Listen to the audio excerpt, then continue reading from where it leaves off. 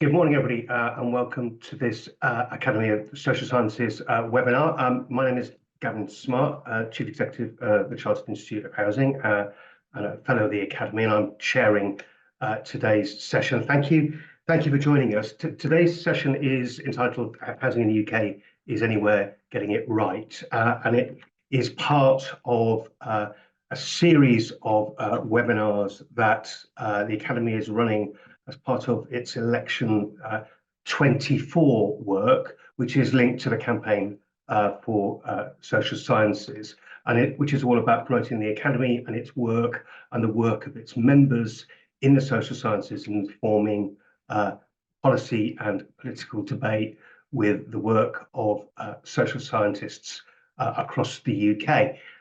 So today we're taking a bit of a closer look at housing, an issue that looks very much as if it's going to play a significant role in the election campaign.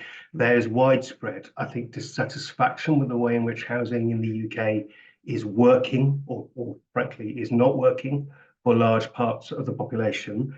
There's probably a good degree of shared analysis that it's not quite right, but the question is, what should we do to improve housing? What is the evidence telling us? Is there anywhere in the UK that we can learn from that could give us some sense of what housing might look like, or housing policy might look like, if we did it a bit better?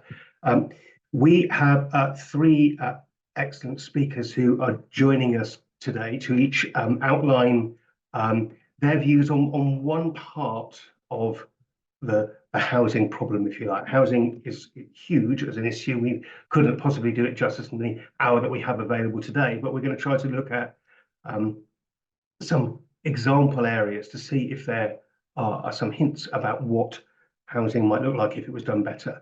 So first of all, Polly Neate, who's the Chief Executive of Shelter, is going to talk to us about housing in London, the London housing market, and give her views about that, about what's working, about what is not working.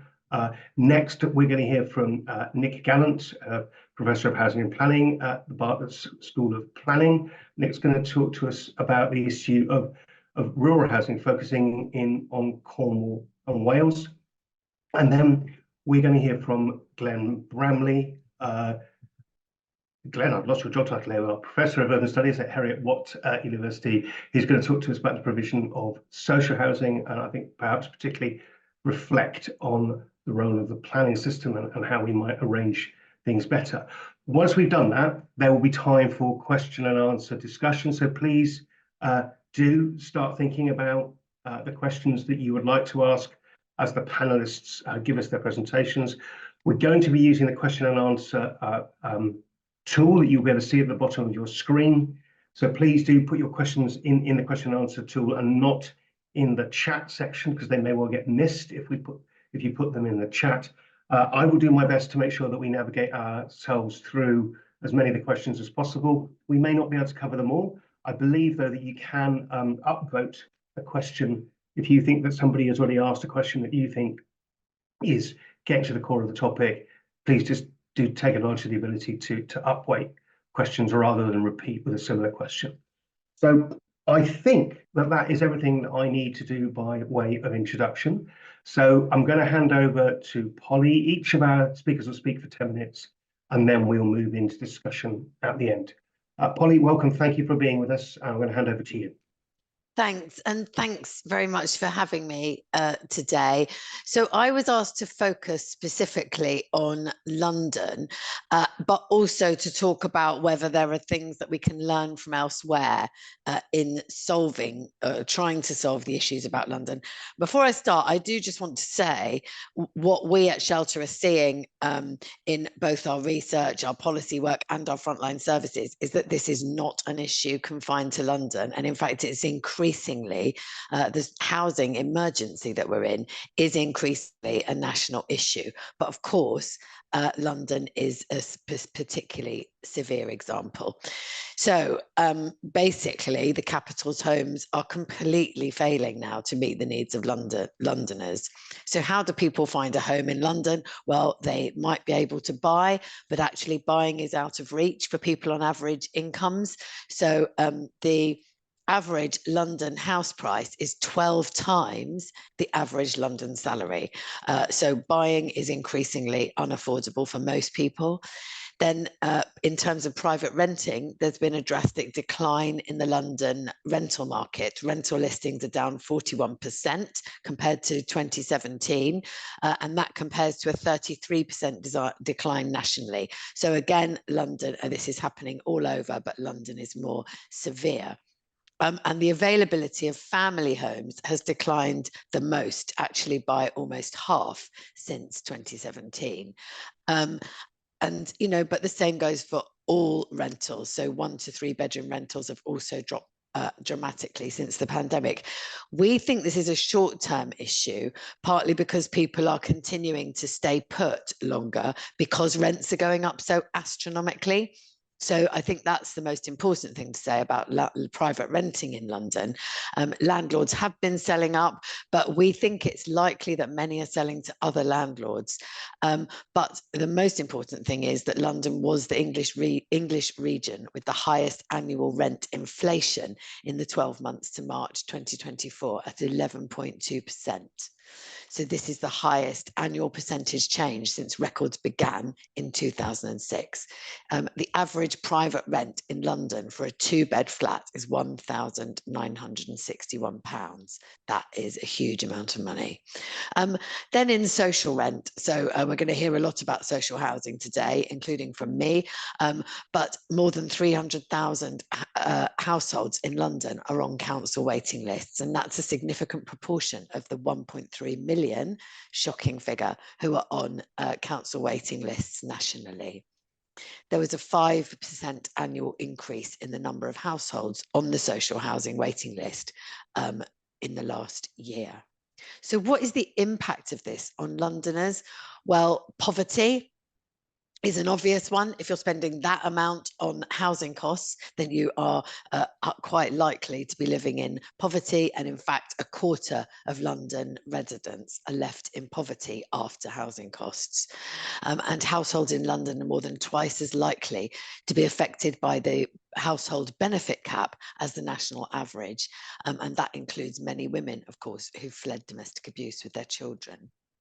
Homelessness in London is another consequence of the housing emergency. It's at catastrophic levels.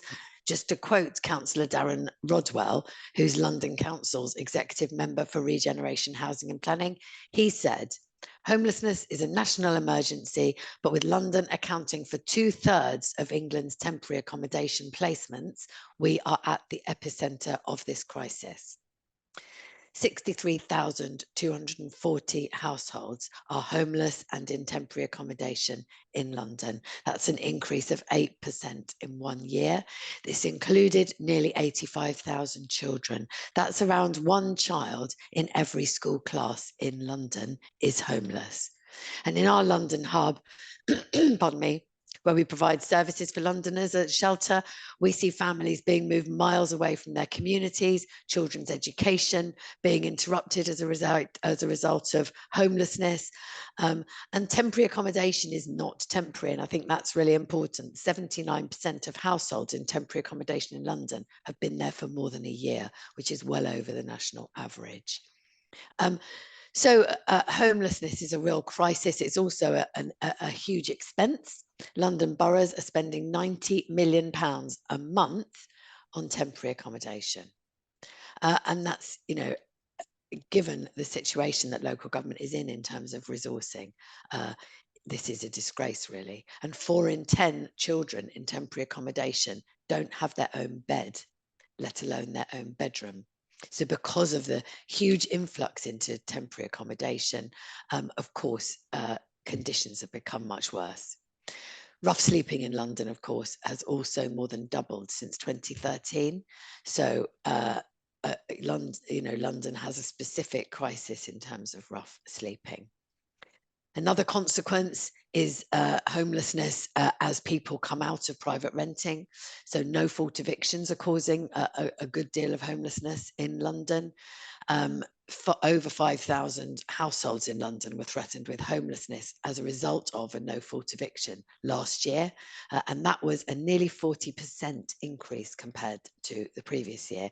And I guess the final thing I want to say about the consequences of this are in terms of public sector employment in London. So housing affordability has drastically undermined public sector recruitment in London. ONS data shows that since 2018, growth in public sector employee headcount in London was slower than both the UK and England averages. People simply cannot afford to live and work in the public sector in London. So what's the cause and what's the solution? So there's an acute shortage of social rent homes in London, and that has got to be one of the main causes. We've seen a net loss of more than 35,000 social homes over the past 10 years. And in just the last year, we've seen a net loss of over 2,500 social homes in London. So basically, we are demolishing and selling more social homes in London than we're building, and that is fueling this crisis. The London Mayor, Sadiq Khan, has housing as in 3 of his top 10 pledges, which is great. What needs to happen is, number 1, invest in social homes. We can learn from other parts of the country here. There are great examples, for example, Goldsmith Street development in Norwich, which is high quality social housing, highly affordable, lots of great features, all the flats having their own front door, the highest standards of energy efficiency in those homes.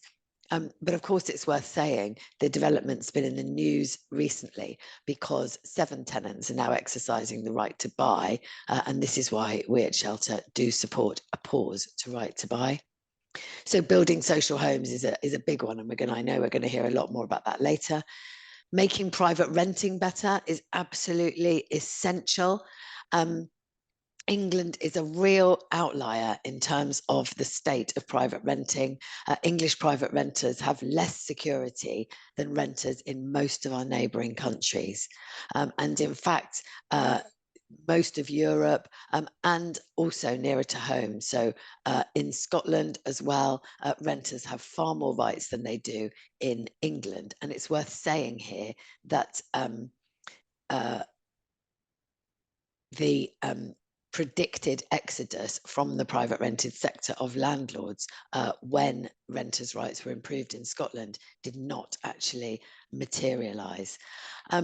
So that's really important, and renters need protection from no-fault eviction, but they also need protection from frequent rent increases, because if you abolish no-fault eviction without rent regulation, of course you can force people out by default by rent unreasonable increases in their rent. And so that in Scotland, various measures have been introduced to rapidly dramatically increase the security of private renting. I do want to say, just as a note on Scotland, though, that actually the crisis in social homes is causing as well a real crisis in homelessness in Scotland. So it isn't the case that everything's perfect there. And actually, the Scottish Parliament has Scottish Government has just declared a housing emergency. So we need to be a bit careful about putting Scotland up as the kind of great example, but it is a good example of a dramatic improvement in renters' rights compared to England. So in short, there's lots more information on Shelter's website about our general election manifesto, but basically what we're calling for is a dramatic increase in investment in social homes and also significant improvements to private renting, which at the moment we're not going to be seeing in the current renters reform bill that's before Parliament, which needs a lot of work if it's really going to contribute to solving these issues in London and elsewhere? Thank you very much, Holly. Food for thought, as well as a kind of a reminder, I think, of just how challenging the situation in London is, perhaps the most extreme anywhere in the country. But as you rightly point out, those problems not confined just to London. I'm going to come to Nick next, who's going to talk about the experience in rural housing in Cornwall and Wales. Nick, over to you. Okay, thank you, Gavin, and thank you for the invitation to speak today. Well, okay, thank you very much. My name is Nick Gallent, and I'm a researcher at University College London, and my work predominantly focuses on rural areas. And what I've been asked to do today is take a look at the problem of second homes and their impacts on rural housing markets, what might be done about them, and whether there are any parts of the UK. So I think what I have to do to start off with is really think about what second homes are, because maybe 20 or 30 years ago, when I was first looking at this issue, it was very straightforward. People were using homes for seasonal personal use, moving to rural areas, very attractive rural areas. And these were private dwellings, generally used seasonally or for weekends. More recently, we hear a lot about Airbnb, platform-based rentals. So there is this distinction, I think, nowadays between the traditional second home and holiday lets, which can be self-catering holiday accommodation or platform-based STR. And one of the big differences between these two things is that the first is strongly associated with external people coming in and buying up properties, and the second is local conversion of properties for rent extraction. The thing that we should worry about, if we're going to worry, is extractions from the regular housing stock. So homes that people need being shifted to seasonal residency and long-term rent lets becoming short-term. The thing that I think we probably shouldn't be worried about is the holiday letting of irregular property, non-residential property that had a non-residential permission when it was originally built, which can be a source of local business income and support things like farm diversification or rural economies. This is an important distinction, because I think I'm going to talk about Wales a little bit. And in Wales, some of the regulations that have been implemented have caught up the second part of this market and adversely affected, or is adversely affecting, local incomes. Of second homes won't surprise anybody. It's been more or less constant over the last 30 years or so. Coastal areas dominate the patterning of second home demand. Places like Cornwall, Gwynedd, the national parks, attractive coastlines around the UK. These are purely second homes registered in the census. It excludes rentals on Airbnb platforms, but we're doing some work on that at the moment, where we're in the process of mapping the national geography through the pandemic, and our expectation is that, broadly, the areas that you see here that are darker will be areas of concentration. In terms of affordability, Polly mentioned the stretched affordability ratios in London.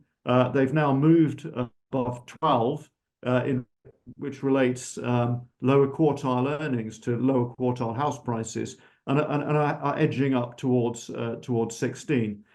Rural areas track above urban areas, excluding London. Rural areas, in many instances, are associated with low wages, with housing pressures, not only from second homes, but from retirement migrants. And therefore, rural housing markets connect urban wage economies to these more low wage economies. So the combination of low rural wages and counter-urbanization pressures basically pushes housing affordability relative to in-area earnings higher than in urban areas. Second homes, just moving on to think about the impacts. Second homes impact housing affordability in constrained rural markets where planning does not allow, general open countryside. Looking at Cornwall, Cornwall a few years ago, or Cornwall Council, conducted some research into house prices and how they were being affected by concentrations of second homes. It was able to show that house prices in villages with high concentrations of second homes, that is more than 35% of the stock used seasonally, had house prices that were 85% greater than the Cornish average. Parishes had levels of second home ownership between 20 and 30%. House prices in those parishes were edging about 50% higher than the Cornish average. Of course, we're talking here about very attractive parts of Cornwall, coastal communities. So it's not only second homes that impact on house prices, it's second homes along with retirement pressures and also people commuting from these attractive villages back to jobs elsewhere. They impact rents as well as homes are removed from assured short hold and perhaps transferred not only into second home use, but into holiday home use as well. And as I've said a moment ago, they connect lower wage economies to urban salaries and demands. And generally, in restrained markets, we see local buyers competed for housing resources and often displaced from those communities. And then we have a whole raft of knock-on social effects associated with that displacement. The impacts on services are well documented. The impacts on people's ability to remain in social networks. Second homes also impact land prices and make it more difficult to supply affordable homes in villages. If we roll back 100 years after the Addison Act and we see the sort of early phases of social housing development, council housing development in rural areas, land prices were low. Land markets were not connected to urban sources of demand, and therefore councils were able to persuade landowners to release private land for social housing development. It secured for those landowners a better rent than they were getting from farming. Nowadays, the best rent, obviously, is speculative housing development, and registered providers and community land trusts can't compete in that market. So new sources of demand render land unaffordable. Landowners' price expectations for land are significantly higher than they once were. We've conducted some recent research with English Rural Housing Association on this, and the upshot is that small village projects by rural registered providers, community land trusts, really struggle to secure affordable land for affordable housing. What can we do? We need to locally gather evidence to show that there is a need for planning authorities, for example, to respond.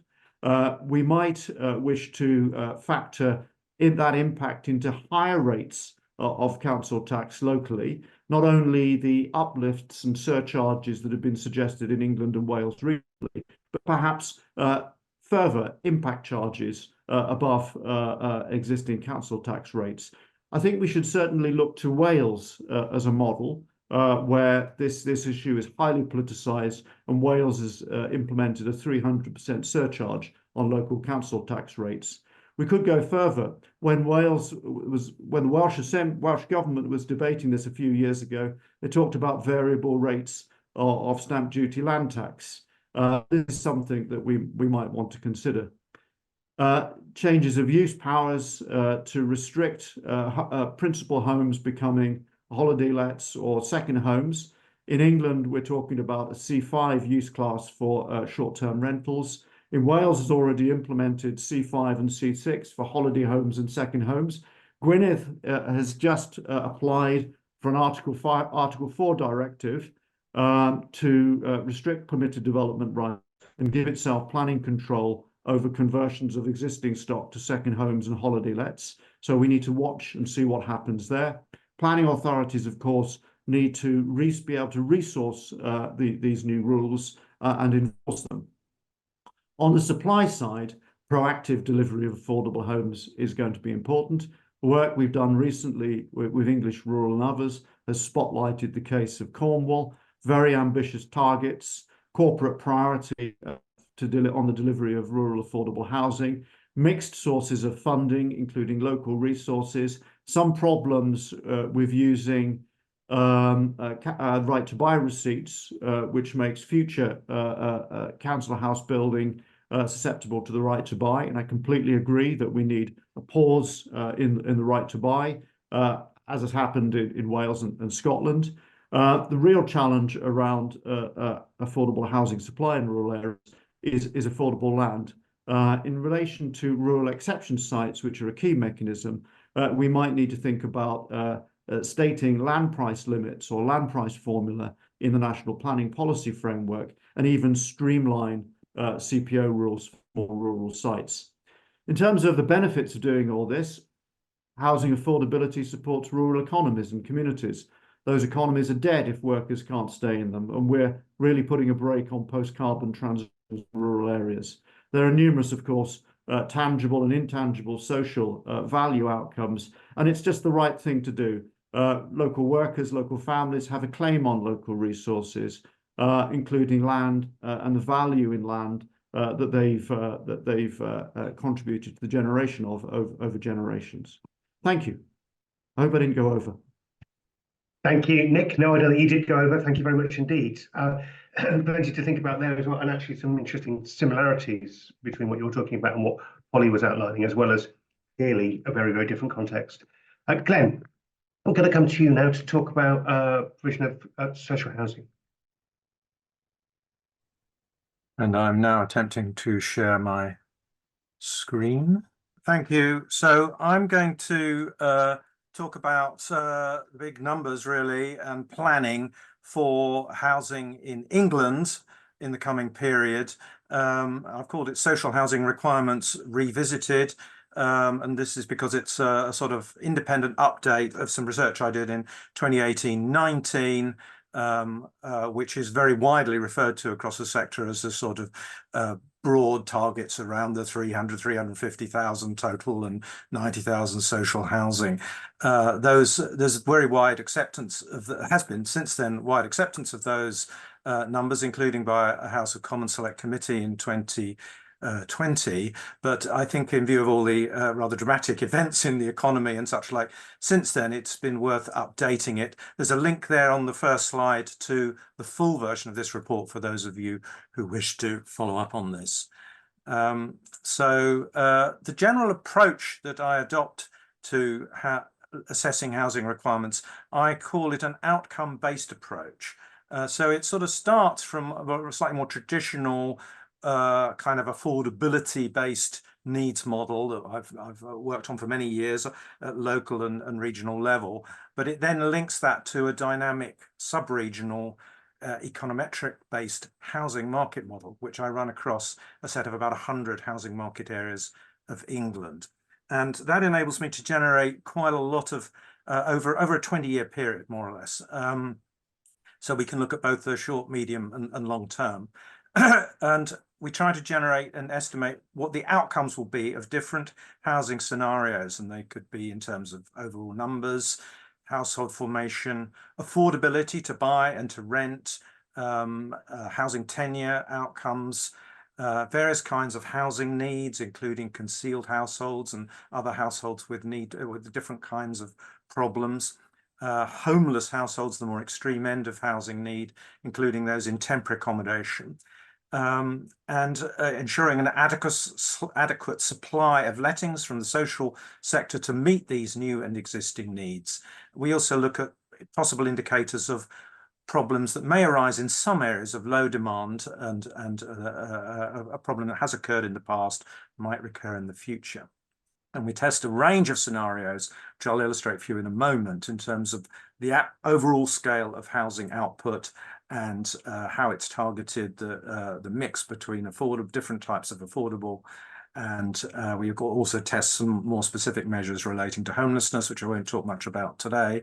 And we look at different scenarios in terms of economic and demographic growth for the nation as a whole. That's the sort of range of scenarios in terms of overall numbers.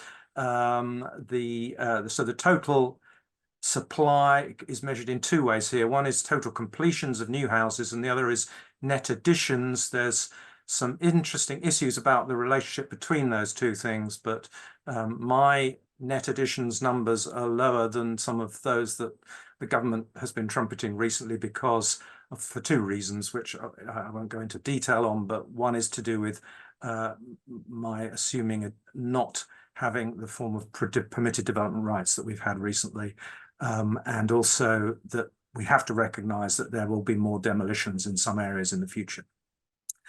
So that's a pretty wide range of total output from what the situation looked like last year after Mr. Gove removed planning targets. So we might be down at about 160,000 total and only about 25,000 social renting, up to the levels of 350 to 400,000 total supply and 90 to 100,000 social rented, and a range of intermediate steps to get us from the low to the higher. To illustrate the kind of outcomes that I try to look at, this is quite a good middling sort of example of the kind of key outcome. And this is the affordability of market rents for younger households who'd be typically entering the housing market or trying to get established in the housing market, and how many of them could afford private market rents. There are two lines there that represent two sort of economic and demographic scenarios, a rather lower pessimistic one and a rather higher, the red one is a rather higher one, which I think is more likely now to be the one we want to focus on. And it shows that affordability does improve gradually as you increase supply, but it's not a very dramatic improvement, and it does tail off a bit as you get to the very high level of supply. So that is quite typical of a range of the outcomes we look at. Here's a couple more relating to homelessness.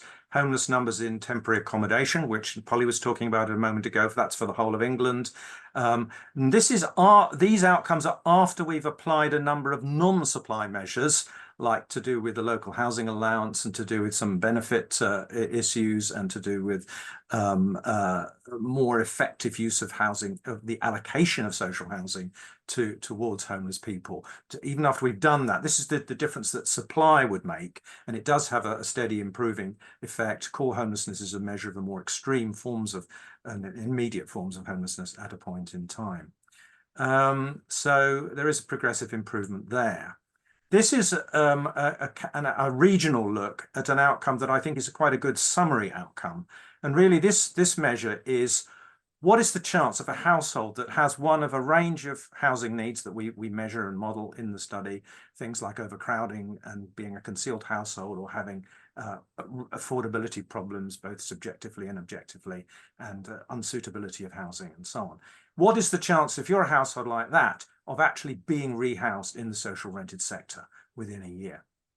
And the existing situation, which is the blue bars, or with the very current rather low levels of new output, that varies widely across the regions. In some regions it's approaching 20%. In London it's 5%, again underlining Polly's message really. But it's all the southern regions have pretty low scores on that. As you ramp up supply, you get a big improvement especially in the southern regions of London. So you do see a form of, dare I call it, levelling up, but of course in housing, levelling up, the place that needs levelling up is London and the south, not the north, in terms of housing access, affordability and housing need. So we do see very considerable improvement in the regional equity, and in all this analysis I look at regional equity as well as a sort of average level of performance. Now then, this slide shows the tenure mix of new housing in the scenarios that I've modelled from low to high. You've got the blue is market sale, the brown is social rent, and a big emphasis on increasing social rent in all this analysis. But there are other affordable tenures that could and should be provided, but in somewhat more moderate numbers, and that includes shared ownership and intermediate rent, and you see them green and yellow at the top there. A significant part of this study that has received more emphasis this time is, what does this mean for subsidy and how far might this ambitious planned expansion of housing supply in England, how much of that might be funded through the mechanisms that are, in a sense, well established through using planning obligations, so-called Section 106 agreements, and equivalent arrangements for where you have, say, a development corporation or publicly led joint venture major development in a new town or something like that, where essentially you take cross-subsidy from the overall development value that is generated through the development of private market housing and use that to cross-subsidize social and intermediate affordable housing. So this, again, looks at the sort of low through to high scenarios. The blue bit is the net public subsidy, the minimum, if you like, net public subsidy that would be needed to develop to make things add up. But the reason that doesn't get astronomical, that's measured down from the zero line. But the reason that doesn't get astronomical is because as you ramp up housing supply, given market conditions that we're expecting, in a reasonably favorable economic scenario, the amount of potential cross subsidy that can be brought into the picture is very large. We're talking, figures in the range of 20-25 billion. And these are bigger numbers than most of the numbers that are being talked about in terms of what extra tax receipts we might be able to generate for a future government post the election. So this is very significant. But this is assuming that we rigorously apply established planning targets, methodology, and expectations of contributions to affordable housing provision through, national planning guidance, and essentially making sure that all local authorities in England, where there's any potential in this approach, actually apply it fully, rather than only, reach the standard of the best practice authorities that have been demonstrated in the last 20 years, really. So that's really, and it is possible to see a much larger level of housing. The so-called high-medium scenario here, which would generate 60,000 plus, could be paid for without increasing public subsidy beyond the level that is currently according to the UK Housing Review, where we published a summary of this work. Just using that money more effectively. Okay, to get to the 90,000 that we think is the more appropriate level social housing, we would need to put some more public subsidy in by the 2030s, but it will be a gradual build up to that position. Okay, these are my general conclusions to summarize. The levels of new housing that are required are of a similar order of magnitude as those reported in the previous study. We're talking 300 to 350,000 total, 90,000 social, 45,000 intermediate. Different outcomes are more or less sensitive to supply. Some outcomes are, which the politicians will be sad to hear, are quite hard to achieve, like increasing levels of home ownership. But really key ones to focus on, I think, are backlog need, improving people's chances of rehousing, meeting core homelessness needs. There's no single, unique or obvious optimal level of supply, but there are some upper limits in some areas where markets are weaker and vulnerable to low demand, mainly in the north of England currently. Effective application of planning obligations to all developments could fund a lot of the social and affordable housing, and I think most in parts of London and southern areas, most or all. So that's, a message to the providers and to planning authorities. But substantial increases in total and social housing provision are possible even within the current subsidy budget. And so on that, I will, I think, try to end the slideshow and open it up for questioning to any of us. Thank you. Thank you very much, Glenn. So we'll move to questions in a moment. I can see that we have got 4 questions in the Q&A, and I think one that appeared in the chat as well. But before we do that, just a kind of a few observations from me. I think each of our speakers has demonstrated, I think, quite clearly that housing in the UK is not working well at the moment. That is having deleterious impacts, particularly for lower income households and some of the most vulnerable households and individuals in society. It's having deleterious impacts on local economies and on local councils as well, particularly with the rising cost of temporary accommodation. But I think also our speakers all pointed, at least for some reasons, for optimism, that there are things that we can do.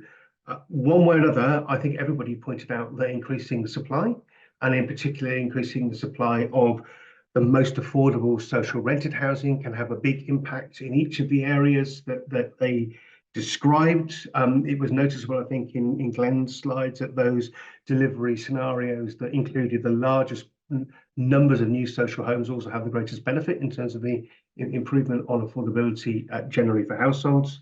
So I think there is grounds for optimism there. There is a clear role, I think, for the planning system, for that being properly resourced, properly able to play its part, to enforce a mix of housing that delivers the best outcomes.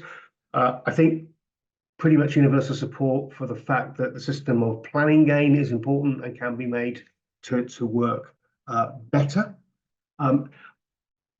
I think, and also a lot of support for an analysis that says there are things that we can do about both the quality of the homes and the security of the tenancy and the rights that are available to private renters. I think Nick talked about a better balance there to ensure that we are continuing to supply affordable private renting for people who are long-standing members of the community. And overall, I think across all three presentations, an implicit message that we need to consider the social impact of not getting housing right and the potential gains and societal gains of getting housing right. Final point, I think, to make, which is uncontroversial in terms of these three presentations, but not uncontroversial within a general election 24 context. I don't think I heard anybody speak up for saying that the right to buy should be retained or indeed expanded. I think all of our speakers, one way or another, pointed out that it's not helping right now. And it's interesting, of course, that both Scotland and Wales have already abolished the right to buy. And I think administrations in those countries would both argue that they were seeing some gains from having made that change. Polly, in particular, you pointed out that Sterling Prize winning development has now got 7 right to buy applications coming through. It's barely into the period in which the people who move to those homes are even eligible for the right to buy. So we might assume that we'll see more of that in the future. Anyway, that's quite enough from me. I want to move on to the questions. And I want to just try to pick out, first of all, some questions that I think have applicability across all three presentations, but I will try to make sure that we get to all the questions in due course. I'd like to start, I think, with the question from Andrew Purvis, who is asking about what, if anything, can be done about under-occupation of housing, particularly by older homeowners who have insufficient incentives to downsize. Is there a role here for a creative solution to make better use of the housing stock that we have already? Glen, I'll come to you on this one first, and then to Polly, and then to Nick. Yeah, can you hear me? Yes. So, well, I think probably it's this is a question that takes us to the general taxation of housing, and the first candidate one has to look at there is the council tax, which has been unreformed and is based on totally out-of-date valuations from 1991 and has a top limit. It doesn't even increase above the top band, which isn't very high. That's something that politicians are very scared of touching, but there will be any such reform will be bound to have some losers, and they will be predominantly older owner occupiers in London.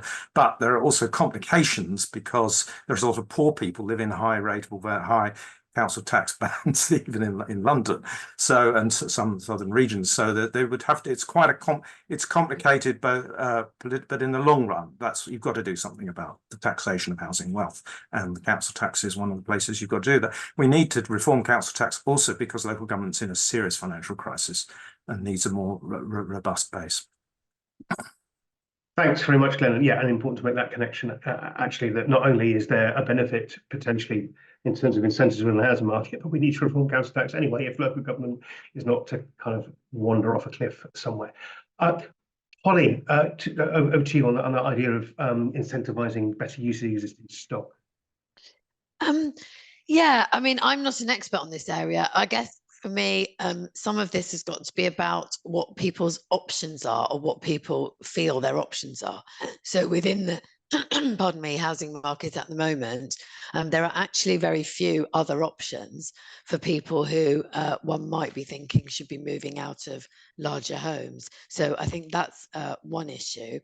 I think the other thing is there's a broader cultural point, which is that we, in this country, we tend to view housing as an investment rather than as a means of having somewhere to live, and sort of in it being that simple, really. And I think that's a significant cultural point. And some of that is around people's pensions, for example. So people are, because a lot of people now have got very inadequate savings and pensions, they might, particularly in areas like London, the property that they own might be what they're seeing as their future security. And so we need to think of other ways. And that goes back to my point about people's options and choices, I guess.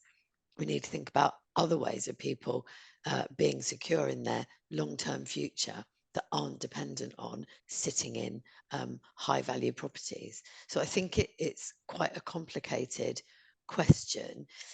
Definitely how we use existing housing stock is a major issue. We've just published a report on this actually at Shelter, looking at 10 local areas and how particularly empty homes could be used to kickstart the supply of more social homes. But this issue of people who are in homes already is a bit more complicated than that.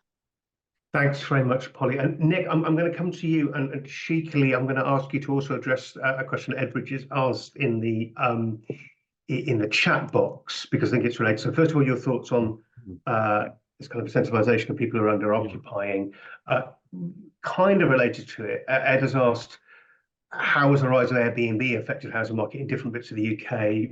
But maybe the bit you might want to focus on, what might be the most realistic policy response to counteract any negative impacts? So a bit on under occupation, and then your thoughts on it. If Airbnb is having an impact, what are the policy levers we might pull? Right. So I think Glenn and Polly have covered everything. I mean, the taxation of housing and the options available to those wishing to downsize. I live up here in North London, and there are a lot of elderly people who are looking to downsize. They face limited options, clearly. But the other big factor is the weight of transaction taxes. So it's very costly for them to when they're no longer working. Yes, they're sitting in a high value home, but the prospect of downsizing and paying quite substantial transaction costs to estate agents, but also in the form of stamp duty for a subsequent purchase. These things, I think, yes, we could have the stick of council tax reform with all the complexities that would bring. But I mean, there may be something that we could look at around the transaction costs for older households who are genuinely seeking to downsize in a reasonable way and meet sort of strict criteria for some assistance to do that. That's difficult, I think, to implement, because we're often talking about people who outwardly don't seem to need much assistance, but they are very reticent to take the value out of their current homes and use it simply to pay for an exercise in downsizing. So I think we need to look at that. In relation to Airbnb, I think the impact and the policy options are very different for different markets. Here in London, we know that there are a lot of Airbnb rentals in leasehold flats, and probably many of those rentals are against the terms of those leases. The problem that we face is that there is very little enforcement of rules, particularly ex-local authority flats that are being rented out on Airbnb, but also private flats where this short-term letting is completely against the rules. So enforcement of existing regulations would be a good thing. I think the automatic registration for tax, which I know has happened in some European countries where Airbnb are obliged to directly provide the equivalence of HMRC with tax information. In rural areas, we're talking about the use of planning rules and the use of lettings criteria to restrict the transfer of existing primary properties to short-term rental platforms. The issue there really tends to be enforcement. It was planning officers in a particular Welsh local authority who wrote to me the day that the Welsh Assembly, or the Welsh Government, sorry, changed rules on change of use and said, if only we could enforce this, it would be great. So there is a resourcing problem for local authorities, but it's a very broad area and there are lots of potential answers, and you could go on forever about how we regulate short-term rentals. Thanks very much, Nick. I'm going to move on from that. Just draw everybody's attention to the fact that Glenn has very nobly in the chat answered one of the questions that I was going to attempt to answer, which was about the degree to which the different approaches to investing in social housing in England have knock-on consequentials for the funding in Scotland, Wales, and Northern Ireland, so-called Barnett consequentials, which Glenn knows much more about than I do. Glenn's pointed out that because a lot of his work is focusing on getting greater gains out of the planning system, that doesn't necessarily have consequential impacts in terms of Barnett for Scotland, Wales, and Northern Ireland. Obviously, other scenarios in which the state is investing significantly more in social housing in England do have relatively, I use the word relatively, straightforward Barnett consequentials, which see increases in funding in Scotland, Wales, and Northern Ireland. But the Barnett rules are complicated and arcane, so I wouldn't claim to be able to give you a full answer. But thanks, Glenn, for answering that. Polly, I want to come to you with a question that Michael Edwards has asked, and hopefully for a relatively brief answer, because I want to make sure we get through the rest of the questions. He's asked, what do you make of lawyer Nick Boehner's analysis that ASTs combined with Section 21 evictions creates an upward ratchet on rents, which also drives prices? Is that a kind of contention that you would agree with?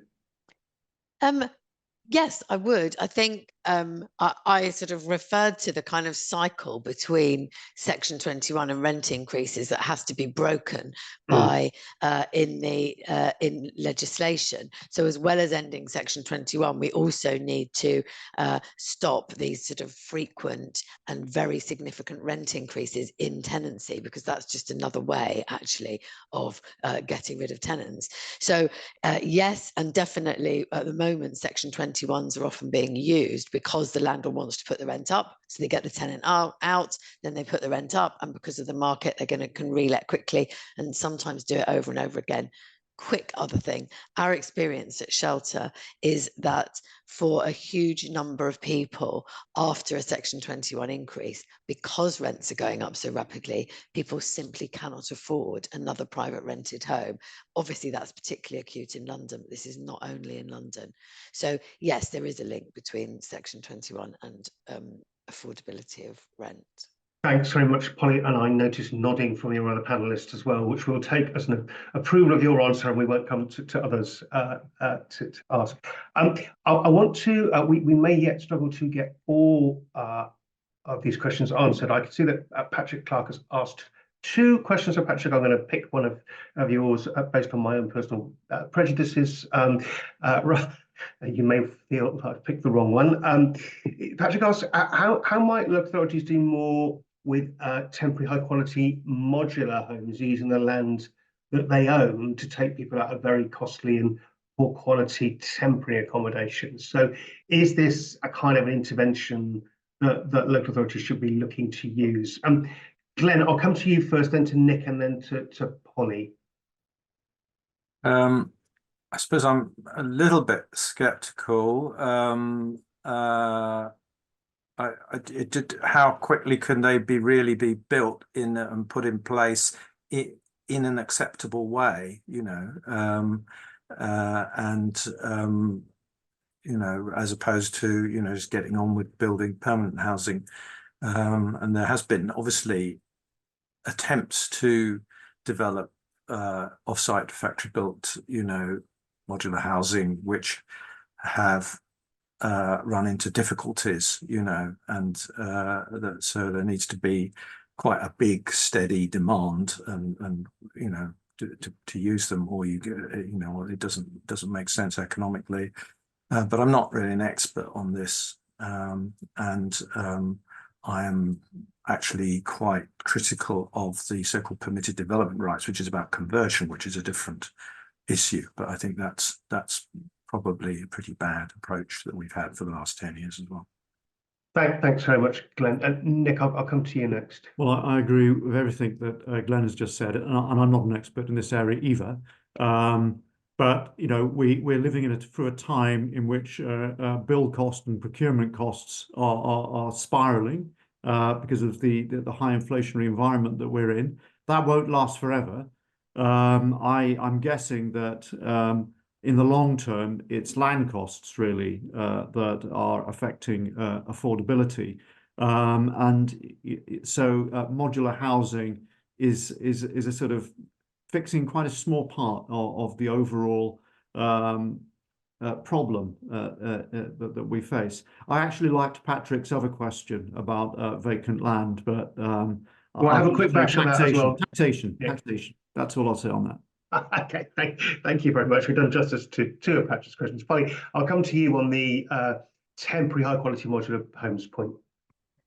I mean, I don't have a lot to add. So I think quality is the major concern here. If the quality was sufficiently high, it could be part of a solution, but all the same pressures still apply to social homes, whether they're modular or not, really. The system is kind of designing out social housing, however it's built.